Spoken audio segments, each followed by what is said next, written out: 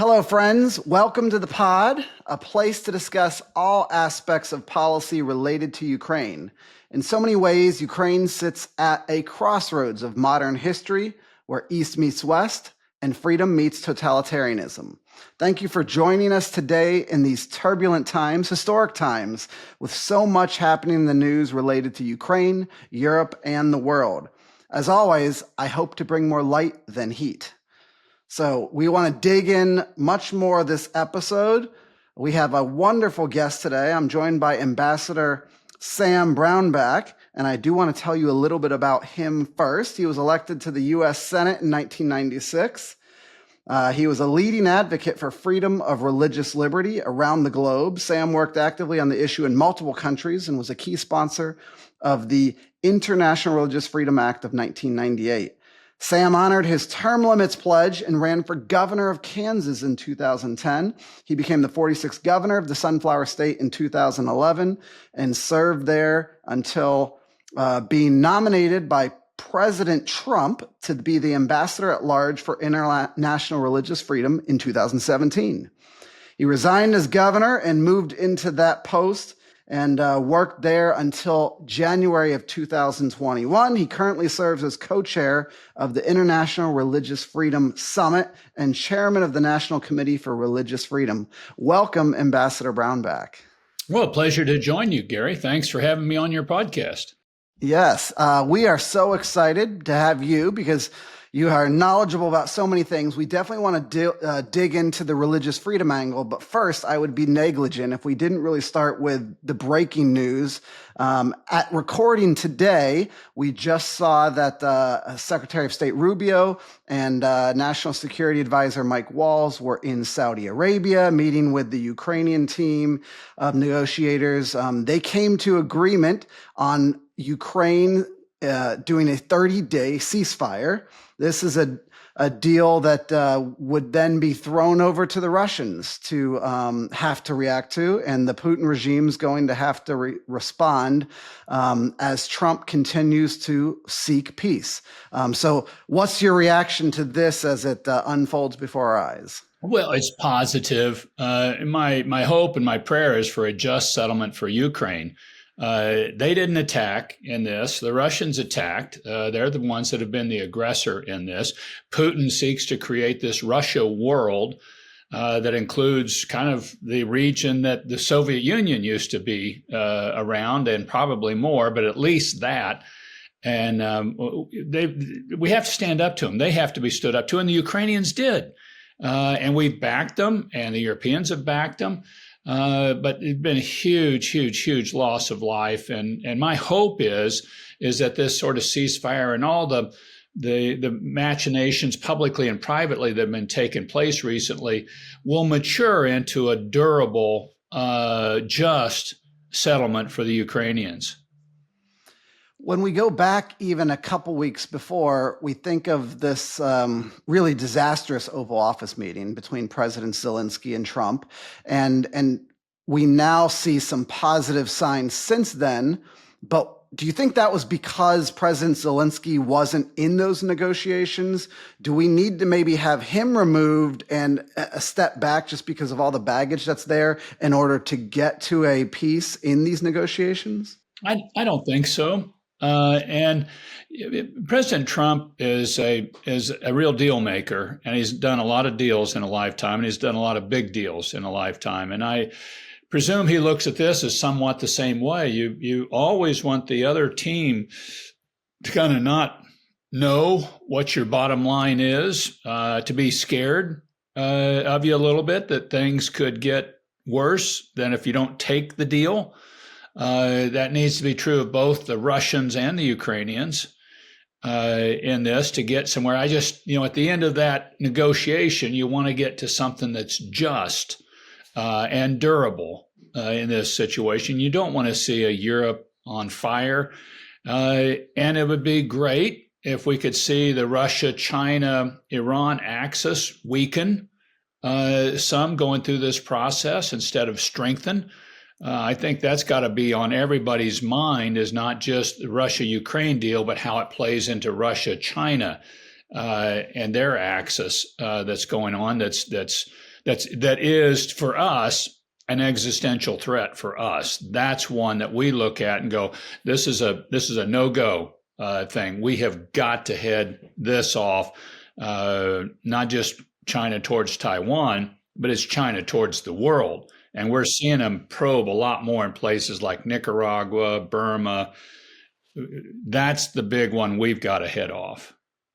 Yeah, you use this term axis. Some people have called it an axis of evil, going from, Russia and North Korea and China and Iran as part of that. We have a moral sense. I know you understand that, but even going back to the Soviet era, President Reagan did find ways to negotiate, and that's a difficult balance because you've got this moral part of the equation, and you have to still find ways to come together. How difficult is that to do? Well, for men, I think it's very difficult. It's a lot of why I'm a man of prayer, because you really need that sort of help and assistance. But these things are doable. They do really depend a lot on the individual interaction between the leaders. And they also depend upon just the needs of their nation and the demands of their nation. People don't act out of their best interest. They act in their best interest. And so you're always trying to calculate and calibrate, well, what's your best interest? And how can we get to some accommodation of that still makes for a just deal overall? And really, the United States is the only country in position to do this. And President Trump is a negotiator. And of probably all the presidents we've had in modern history, he would have the most experience of doing big negotiations and how you soften up people, how you get into their good graces, how you really maneuver to make the best deal possible. Absolutely. One more question along those lines before we pivot to religious freedom. When you think about that word pivot, do you think that as President Trump is negotiating this deal, is his interest really to pivot to China? For those that are concerned about Ukraine, do we need to understand that maybe what's going through his head is, I want to deal with this Russia-Ukraine situation. I want to move that off the board. I want to get to a peace in Israel and a ceasefire there, because his interest is to pivot towards China? Well, I'm certain that's on his mind, and I'm certain that's on his advisor's mind, because that's our threat, is China. China is our existential threat. And you also, from a sports analogy, you play one game at a time, getting to the championship. So, okay, we're dealing with Russia right now. The next pivot actually may be to Iran. Okay, let's figure out what we're going to do here. And I think you clearly need to be maximum pressure campaign on Iran, including political pressure on the regime, because this regime is weak.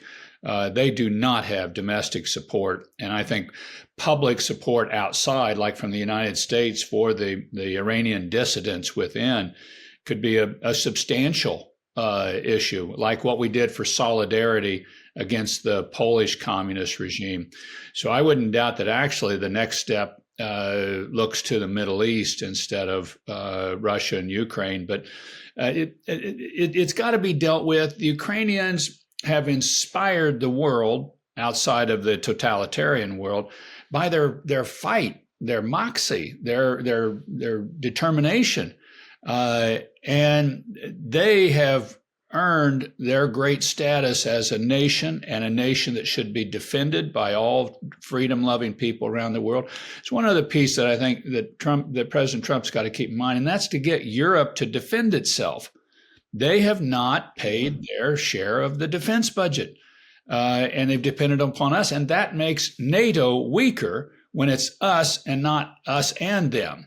And any degree that the president can get NATO to be more defensive minded and to pay and invest and just get troops signed up, this is all much better for us in the long term. Yeah, great points. It's amazing that when you look at this issue, we talk about Ukraine being at the crossroads of so much because they're just a little north of the Middle East. And it feels like everything in the middle of the world, those tentacles then reach and impact East and West. And you can't, dig into this, onion, so to speak. You cut into it, and then there's so many layers beyond it. One of those layers is the religious freedom layer, though. So give our listeners and those who are watching on YouTube after the fact here, show us the contrast between religious freedom in Russia and Ukraine. There is no perfect country, including our own. We have lots of issues that we're fighting about here domestically, but there is a deep contrast in what religious freedom looks like on the ground in those two countries. It really is. Russia is a country of particular concern, which that's our bad boy category. For their persecution. Ukraine is not. Ukraine has its problems, particularly in the split between the Orthodox Church, one that was aligned with Russia, and the new one that they formed that's Ukrainian. So there's rubs there on church property, on are there spies feeding information back to Moscow that have had a historical tie to Russia, but Russia itself is an authoritarian regime that co-opted the Russian Orthodox Church hierarchy. And I want to emphasize that term hierarchy because I've read books from Russian Orthodox writers that are beautiful theology, glorious spiritual understanding.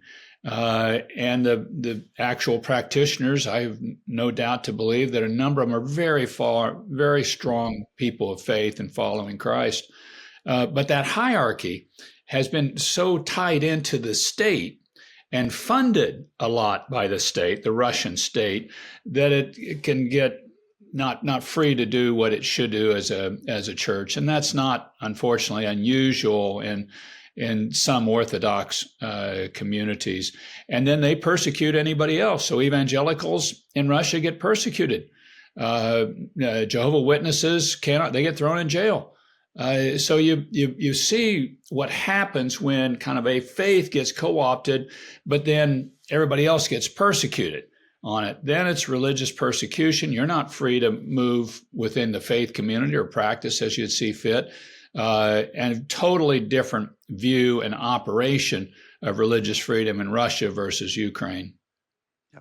I've read that going back years, when Vladimir Putin came up within the KGB, one of the people that he worked with was now Patriarch Kirill, who is in charge of the Russian Orthodox Church. And they've developed over many decades a close relationship, so much so that when this full-scale invasion happened just over 3 years ago, it was blessed by Patriarch Kirill. The tanks were blessed with holy water. Soldiers were told they would, if they died in service of the state, they would be given automatic entrance into heaven. A little bit is shades of the jihadist vision.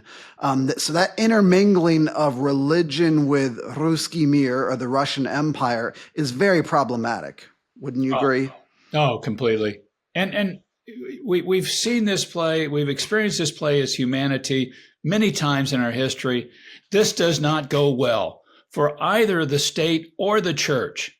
It doesn't work when this happens. That's why you have a separation of church and state, so that the church can be the church and not the state, and not co-opted by the state. And the state is a governmental entity. It's not a theology body. And it works better. It works so much better that way. But I mean, you're seeing this play come into effect. You're also seeing another thing here, and that then then President Putin uses the theology to kind of motivate the Russian people. He's saying it's Western decadence that we're fighting off, and that's an appeal to the heart, and it's best, I guess, broadcast and showcased in Russia if it's then also repeated by the Russian Orthodox Church.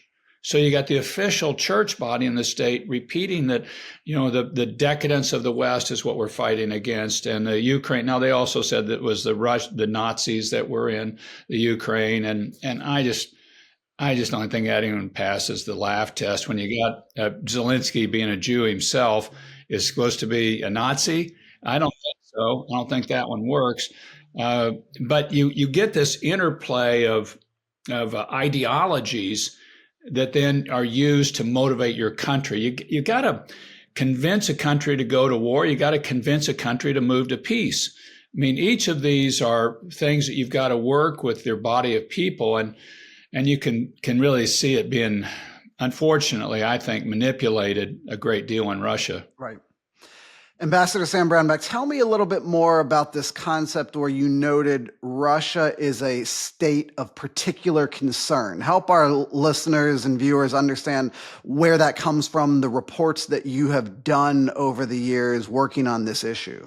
Yeah, it's a country of particular concern. It's a legal definition within the International Religious Freedom Act that applies to countries that are in particularly egregious violators of religious freedom, so that people are persecuted. They're thrown into jail. They are excluded. Their property is confiscated in some of these worst countries. And to give you some categories of people, Iran is a country of particular concern.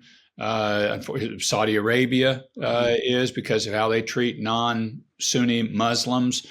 China is a country of particular concern. Now they're at war with all faiths, right. But that's what we mean. And the unfortunate additional thing going on here is you're seeing now an increasing focus by the authoritarians on religious leaders in their countries, seeing the religious community as the one group that actually would stand up to an authoritarian, that has the passion, the heart, the soul, the desire that they'll actually stand up. So now the authoritarians are increasingly focusing their attacks specifically on religious leaders, but broader religious communities, saying, we've got to get these people under our boot if we're going to control the place. And that is increasing religious persecution around the world.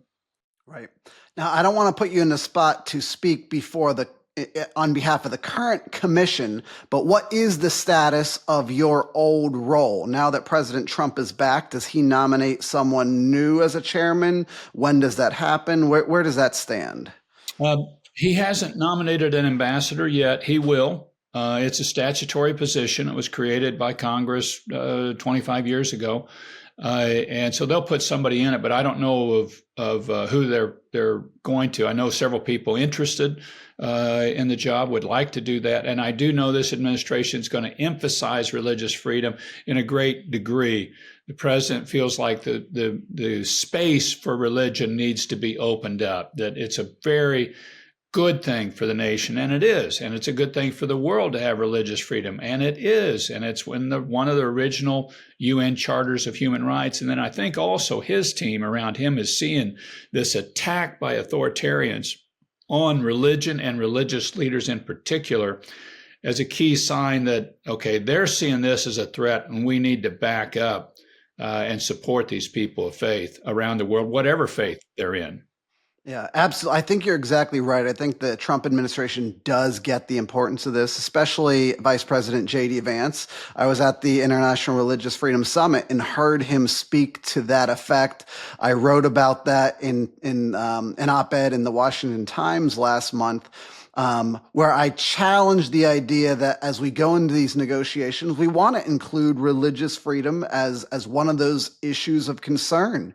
When we come to a ceasefire, whatever that might look like, how do we make sure that we see that there's a religious freedom angle? If there's a demilitarized zone or a buffer zone, how do we make sure that there is religious freedom in that buffer zone if there was, an area that was demilitarized by both sides? Is that something that makes sense from your experience, that we need to see that there's an angle for religious freedom to be considered?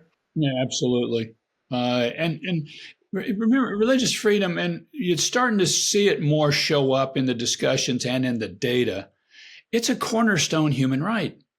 You get this one right, you can build freedom of speech, freedom of assembly, a number of other freedoms off of it. You get it wrong, you also destroy the rest of these. So it's this cornerstone human right. And so if you've got a buffer zone, if you've got occupied territories, if you've got contested territories, you need to protect the religious freedom in all those ways. And that needs to be specifically addressed in any of these documents. You're hearing really reports of significant religious persecution and desecration of religious sites in the occupied territories and in the contested territories between Russia and Ukraine right now. So this is a major topic. And plus, this is the go-to space for people when you're in a tough spot. This is when I've invested my soul in this freedom and in God. I want to be able to worship him in this time. I want to be able to go to the church and pray freely. I want to be able to exercise my faith because everything around me is going to hell. I want to be able to exercise and use that faith. And this is a key thing. I think we've undervalued as diplomats way too often this space of faith in people's operational daily lives. 80% of the world population claims a faith of some type. I mean, we ought to recognize the significance of this to people and protect it. Yeah, that's powerful. I remember learning very early on in my career, if you think about this principle of religious freedom, it's a lot like the golden rule. You want to treat others how you would be treated. And that golden rule concept shows up in almost every religious text around the world, not just in Christianity or Judaism. It shows up in various forms everywhere, and people understand the power of that. And I guess you've seen that from needed from the prisons of Nigeria to to Iran and North Korea. That's a truth that's eternal. It is, and it's natural law. It's what's discoverable. Apostle Paul would talk about this. You can see it in nature. You can see God around you. And we also, we inherently know as you say that that's true, that I should treat others the way I want to be treated. And it's a very easy to understand and to identify with that principle. And I think we do well to recognize things like that more in our diplomacy. I think we'd get further with our agreements. Yep. There was an angle yesterday I wanted to ask you about in the negotiations. Not that you've studied in depth what this looks like, but one of the items that was included that I was heartened to see was the 20,000 estimated children that have been abducted by the Russian regime and taken back to Russia for the whatever it looks like, re-education, erasing religious cultural identity. It made clear how important that is, that it was included in that initial list of the agreement yesterday. So how much is that something that you've seen in your career in other places, or is this really unique to Ukraine in the modern age that this has happened? Obviously, historically, this isn't that abnormal, but in our modern age, is this something that we just haven't seen? Or help us understand, where does this fit into? Because it's hard for our modern brains to understand, wait, they're taking children from Ukraine to Russia and what's happening there? That's hard to understand. Well, it seems like more of a tactic of militant Islamists than of a Russian government. But it's an effective tactic.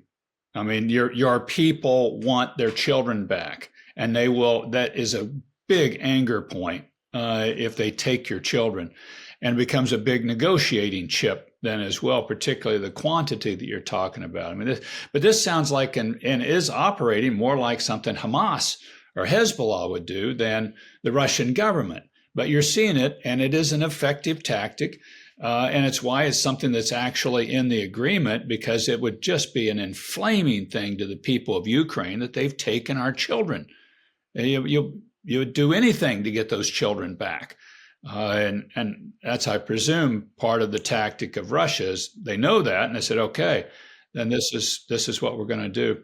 You remember, Russia they're a long-term belligerent against a lot of countries in that region over centuries. I remember asking Henry Kissinger one time when he was still around, when Russia was on its knees after the fall of the Soviet Union, they were busted. The United States was giving them quite a bit of aid at that time. We were really trying to help rebuild them. And some of us in the Senate were asking then, says, well, what do we want out of the Russians? We're going to pay all this money into Russia to get them stood back up. What do we want? And Kissinger just said in his very heavy brogue, we just want them not to be old Russians again. And I thought, at the time, I thought that's pretty clever. And the more I thought about it, that's exactly what we want them right now to be. It's just not to be old Russians. Right. Don't act like you have in the past. Yeah, that is powerful.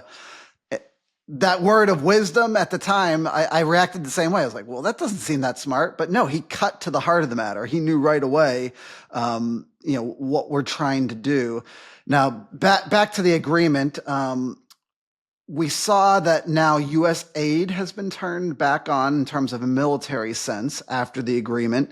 We saw that intelligence sharing has been turned back on.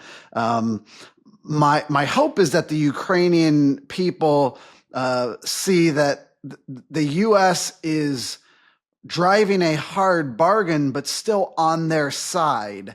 Is that fair to say that that might be what's coming out of this, and hopefully they're understanding this? I hope that is what is the case. My guess is, and this is a guess, that Trump's going to present this to Russia and to Putin and say, look, you better take the deal. And if he doesn't, I think there will be a significant increase in the United States support for Ukraine. I think that's the way this is. Who knows? But I wouldn't doubt that's the way this is going to play out. He pushed hard to get Zelensky and the Ukrainians to get the best deal on the table. It's a fair deal. You offer it to the Russians, they don't take it. Okay, buddy. Then we're getting stronger behind the Ukrainians than we even were previously, because we gave you the deal that you should have taken and you didn't take it. Yeah, absolutely. Anything we haven't discussed today, Mr. Ambassador, that if you went away today, you just feel like, oh, I missed that. I should have made sure that I shared that point. What do you want to leave our listeners and viewers with today? Yeah, the final thought I would leave people with is that the Russians have a theology, the Russian Orthodox Church, and there's an eschatology that they're playing with as well. And I think way too infrequently do we take that into account in negotiating with places, how they spiritually look at this situation. And that's the one we haven't talked about that is very significant, particularly for Russians. And Putin wanted to create Moscow into a third Rome, a third headquarter, if you will, for Christendom, from Jerusalem to Rome to Moscow. I mean, there's an eschatology here that, if you ignore it, you're missing a big piece of the motivation that's going on. That's a great point to close out with. And if folks would like to follow you in your work or a certain website, where should they do that? I've got my website that people can go to, and Sam Brownback. It's under brownbackgroup.org. Okay. They can look there, and I do tweets from now and again. So, be happy to have people tune in. All right, great. It's been an honor to have you, Mr. Ambassador, and great to spend this time and dig deeply. And hopefully we've given folks more light than heat, and we'll continue to pray for the peace of Ukraine and a just peace together. And we'll see you all next time, and have a great day.